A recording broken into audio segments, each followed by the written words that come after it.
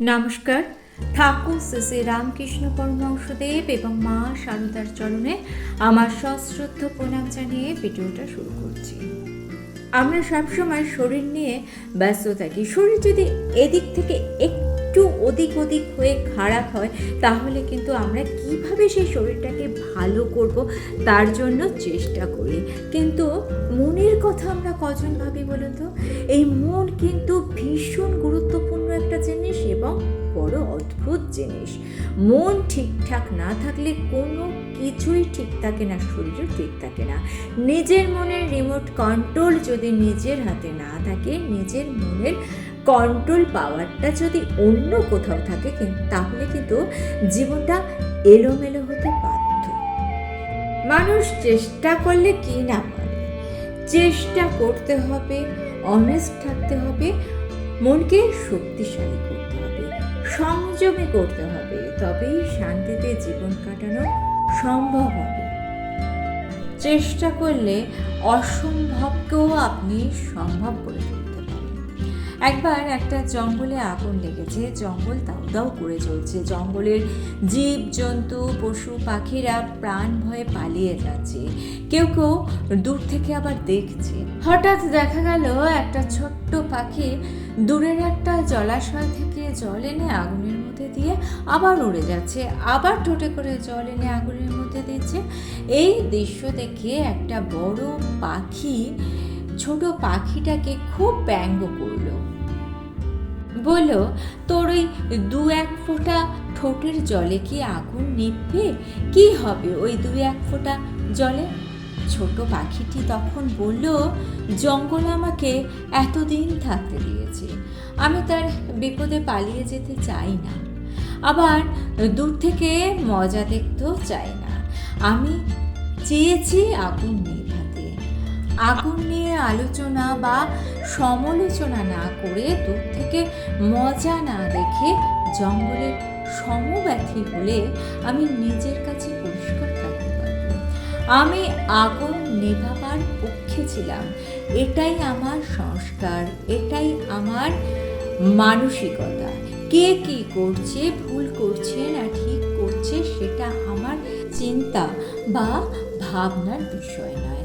আবার অন্যের ঘাড়ে দোষ চাপিয়ে দেওয়াটাও আমার সংস্কারে বাধে। আমি আগুন নেভাবার দলে, এটাই আমার কাছে প্রায়োরিটি। এখন সবাই ছবি তুলতে খুব ভালোবাসে।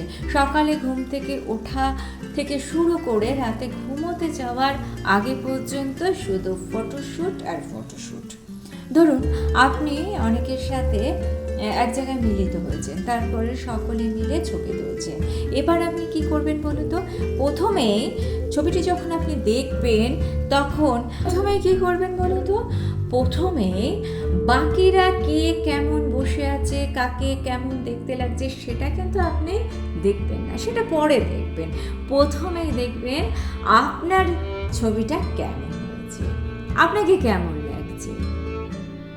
আপনি প্রথমে দেখবেন আপনার ছবিটা ঠিক আছে কিনা। কে সোজা হয়ে বসেছে, কে বেঁকা বসেছে, তাতে আপনার কোনো যায় আসে না। আপনার নিজের ছবিটা ভালো হলে হলো। আপনি দেখতে থাকবেন আপনি ঠিকঠাক বসেছেন কিনা, আপনাকে সুন্দর লাগছে কিনা। জীবনটাকেও আপনার এরকমভাবে দেখতে হবে, ঠিক এইভাবে। কে কি করছে সেটা না দেখে নিজে ঠিক আছেন কি না সেটা দেখতে হবে। কেউ আপনাকে খারাপ কিছু বললো, আপনার মন খারাপ হয়ে গেল। আবার কেউ আপনার একটু প্রশংসা করলো আর আপনি খুশিতে আত্মহারা হয়ে গেলেন, তাহলে কিন্তু আপনি মানসিকভাবে দুর্বল মানুষে পরিণত হবেন। প্রশংসা হোক বা সমালোচনা হোক, দুটোই আপনাকে একইভাবে গ্রহণ করতে হবে। আপনার মনকে এতটাই শক্তিশালী রাখতে হবে যে নিজের মনের রিমোট কন্ট্রোল পাওয়ারটাকে একেবারে নিজের হাতের মধ্যে রাখতে হবে, যাতে আপনার ভালো থাকা, খারাপ থাকা, খুশিতে থাকা কোনোটাই অন্যের কথার ওপর নির্ভর না করে। কেউ যদি আপনার সম্বন্ধে কিছু খারাপ কথা বলে তো বলুক না, সে তো আপনার মনের মধ্যে ঢুকতে পারছে না। আপনি সেই কথায় রিয়্যাক্ট করবেন না। নিজের ব্যবহারের দায় অন্যের উপর চাপাবেন না। নিজের ব্যবহার, নিজের সমস্যা নিজে ঠিক করার চেষ্টা করুন। নিজের মনকে শক্তিশালী করুন, নিজেকে ভালোবাসতে শিখুন, নিজেকে বিশ্বাস করতে শিখুন, নিজের উপর আস্থা রাখুন, তবেই আপনি ভালো থাকতে পারবেন। আপনি হয়তো শখ করে একটা জামা কিনেছেন, কেউ একজন বলল জামাটা ভালো লাগছে না, সাথে সাথে জামাটা আপনার অপছন্দ হয়ে গেল। এটা সঠিক মানসিকতার পরিচয় নয়। আপনার ভালো লেগেছে তাই আপনি কিনেছেন। এইবার সমগ্র বিশ্ব যদি বলে জিনিসটা খারাপ, তাহলে আপনার নিজের প্রতি বিশ্বাস রাখতে হবে। একদিন এক সন্ন্যাসী জল খাবেন বলে জলের ধারে গিয়েছেন, হাতে করে জল নিলেন। তখন জলের মধ্যে থাকা একটা পোকা তার হাতে কামড়ালো। সন্ন্যাসী তখন জল না খেয়ে পোকাটাকে নদীর মধ্যে ছেড়ে দিল। আবার হাতে করে জল তুললেন খাবার জন্য, আবার পোকাটা তার হাতে কামড়ে দিল। এইবার বারে বারে তিনি জল ফেলে দিতে থাকলেন, আর পোকাটা বারে বারে তার হাতে কামড়াতে থাকলো।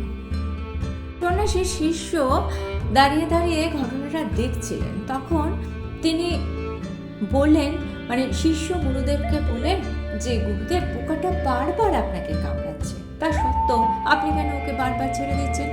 সন্ন্যাসী তখন বললেন, ওর সংস্কার কামড়ানো, আর আমার সংস্কার ওকে প্রাণ দান করা। তাই অন্যের দিকে না তাকিয়ে নিজের দিকে তাকান।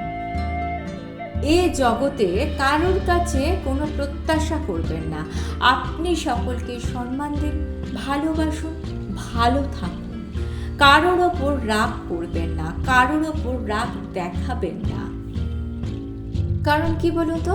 কারণ হচ্ছে, আপনি যদি কারোর ওপর রাগ দেখাতে যান, সেক্ষেত্রে আপনি প্রথমে যে নিজে রেগে যাচ্ছেন, তার ফলে আপনার নিজের শরীরটাই ভীষণভাবে খারাপ হয়ে যাবে।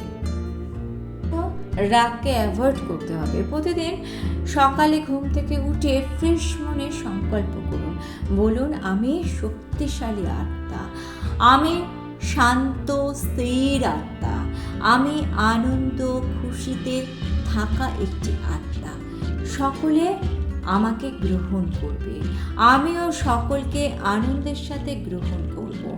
আমি একজন সফল মানুষ, ঈশ্বরের শক্তি ও আশীর্বাদে আমি ভরপুর। আমি ঈশ্বরকে বিশ্বাস করি, ভরসা রাখি, তাই ঈশ্বরের আশীর্বাদের সুরক্ষা কবচ আমার চারপাশে আছে। রাতে ঘুমোতে যাওয়ার সময় একই প্রার্থনা করুন। প্রতিদিন নিয়ম করে এক্সারসাইজ করুন। ভালো থাকুন, ভালোভাবে বাঁচুন।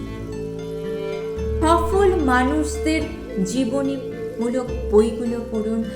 যারা পজিটিভ কথা বলে তাদের সঙ্গে কথা বলুন। নেগেটিভিটিকে অ্যাভয়েড করুন। নিজের মনে নেগেটিভিটিকে কখনো প্রশ্রয় দেবেন না, তাহলে দেখবেন আপনার নিজের মনের শক্তি বৃদ্ধি পাচ্ছে। আর নিজের মনের শক্তি যদি বৃদ্ধি পায়, আপনি মানসিকভাবে সুস্থ থাকবেন। আর মানসিকভাবে যদি আপনি সুস্থ থাকেন, তাহলে আপনি শারীরিকভাবে সুস্থ থাকবেন। আর সুস্থ থাকাটাই কিন্তু বেঁচে থাকার মূল মন্ত্র। মানসিক এবং শারীরিকভাবে সুস্থ থাকলে বাইরের কোনো শক্তির ক্ষমতা নেই আপনাকে দুর্বল করে দেয়, ভেঙে দেয়, আপনার শান্তি বিঘ্নিত করে। ভালো থাকুন, আনন্দে থাকুন। আর ভিডিওটা ভালো লেগে থাকলে চ্যানেলটিকে সাবস্ক্রাইব করে নিয়ে পাশে থাকা বেল আইকনটা প্রেস করে দিয়ে অল অপশনটা ক্লিক করে দেবেন। তাহলে যখনই নতুন কোনো ভিডিও আপলোড করব, তার নোটিফিকেশন আপনাদের কাছে পৌঁছে যাবে। ঠাকুর ও মায়ের চরণে প্রণাম জানিয়ে আজকে এই পর্যন্তই। Thanks for watching.